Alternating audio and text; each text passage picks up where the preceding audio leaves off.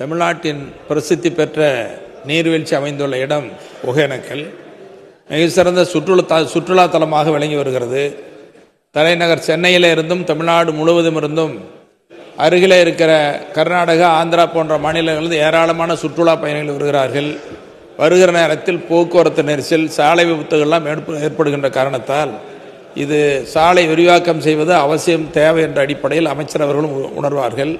இதில் வனத்துறைக்கு சொந்தமான இடம் கூட கையகப்படுத்தப்படாமல் ஏற்கனவே இருக்கிற இடமே தேவையான அளவுக்கு இருக்கின்ற காரணத்தால், வளைவான சாலையாக இருக்கின்ற காரணத்தால் இதை சீர்படுவதற்கு, போக்குவரத்து நெரிசலையும் கட்டுப்படுத்துவதற்கு, விபத்தை தடுப்பதற்கு ஒகேனக்கல்லிலிருந்து பென்னாகரம், தருமபுரி வழியாக திருப்பத்தூர் சாலை வரை 4 வழி சாலையாக உயர்த்துவதற்கு அரசு ஆவணம் செய்ய வேண்டும் என்று நம்புகிறோம். அந்த நம்பிக்கையின் அடிப்படையில் எல்லா வகையிலும் நெடுஞ்சாலைகளை நிறைவேற்றி தருகிற மாண்பு அமைச்சர் அவர்கள் இந்த சாலையை 4 வழி சாலையாக அமைத்து தருவார்களா என்பதை தங்கள் வாயிலாக அறிய விரும்புகிறேன்.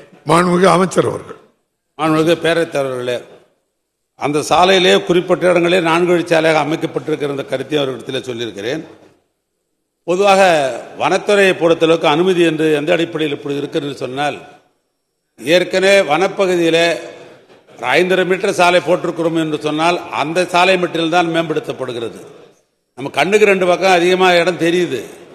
ஆனாலும் கூட அதை விரிவுபடுத்த வேண்டும் என்று சொன்னால் மீண்டும் வனத்துறையிலே நாம் என்ஓசி வாங்கித்தான் போட வேண்டிய நிலை இருக்கிறது. ஆனால் இது ஏற்கனவே நம்முடைய கண்ணுக்கு தெரிஞ்சு அதிகமாக அகலமாக இருக்குது, அது போட்டுக்கலான்னு போட முடியல. உதாரணத்துக்கு என்னுடைய சொந்த ஊர் திருவண்ணாமலிருந்து சேகூடல் என்கிற ஒரு 9 கிலோமீட்டர் இருக்கிற ஒரு கிராமம். அந்த இடையில ஒரு வனம் ஒரு திக்கஸ்ட் ஃபாரஸ்ட் ஒன்று இருக்கிறது.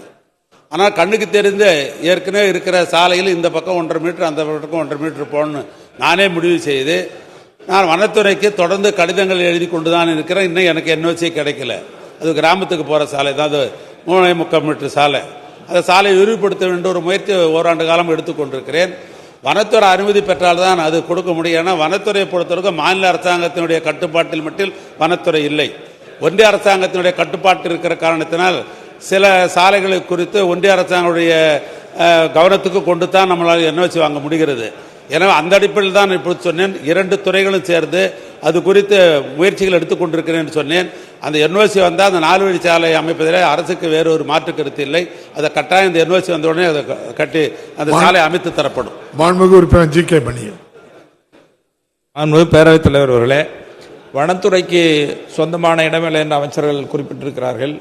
வனத்துறைக்கு கையகப்படுத்தக்கூடிய இடத்திற்கு ஈடாக வருவாய்த்துறையிலிருந்து இடத்தை கொடுத்து அதை அனுமதி பெறுவதற்கு எளிமையாக இருக்கும் என்ற அடிப்படையில் அதை பெற்று தர வேண்டும் என்று கேட்டுக்கொள்கிற அதே வேளையில், சாலை போக்குவரத்தும் பாலங்களும் தான் தமிழ்நாட்டின் போக்குவரத்தையும் பொருளாதாரத்தையும் மேம்படுத்தும் என்ற அடிப்படையில் மாண்பு முதலமைச்சர் அவர்கள் உங்கள் தொகுதியில் முதலமைச்சர் என்ற திட்டத்தின் கீழ் என்னுடைய கோரிக்கை ஏற்று காவிரி ஆற்றின் குறுக்கே தருமபுரி, சேலம் 2 மாவட்டங்களை இணைக்கிற பாலம் என்று அறிவித்தார்கள். அது பொதுமக்களுடைய மத்தியிலே மிகப்பெரிய வரவேற்பு. மாண்பு அமைச்சர் அவர்களும் அந்த திட்டத்தை நிறைவேற்றுவதற்கு ஆர்வமாக இருக்கிறார்கள். இங்கே விரிவான திட்ட அறிக்கைக்கும் அமைச்சர் அவர்கள் ஏற்பாடு செய்திருக்கிறார்கள். ஆகவே மனம் இருந்தால் மார்க்கம் உண்டு என்ற அடிப்படையில் அது மிக மிக அவசியமானது. தமிழ்நாட்டில் கோயமுத்தூர், ஈரோடு, தருமபுரி, சேலம் மாவட்டத்தோடு இன்னைக்கு இண்டஸ்ட்ரியல் காரிடார் என்று சொல்லக்கூடிய தொழில் பெருவழிச்சாலை ஒசூர் அமைக்கப்பட்டிருக்கிறது. ஒசூர், பெங்களூர், மும்பை வரை தமிழ்நாட்டில் ஈரோடு, கோயமுத்தூர், கொச்சின் வரை திருப்பூத்தூரில் இணைக்கிற மிகப்பெரிய முக்கியத்துவம் வாய்ந்த பாலம் என்ற காரணத்தால் மாண்புமிகு அமைச்சர் அவர்களுக்கு பேர் உதவியாக மாண்புமிகு நிதியமைச்சர் அவர்களும் நிதித்துறை முதன்மை செயலாளரும் ஒத்துழைத்தால் இது தமிழ்நாட்டின் பொருளாதார வளர்ச்சிக்கு ஏதுவாக இருக்கும் என்ற அடிப்படையில் இந்த பாலத்தை கட்டி தருவார்களா என்பதை தங்கள் வாயிலாக அறிய. அமைச்சர் நிதியே பிரச்சனை இல்லைன்றாங்களே.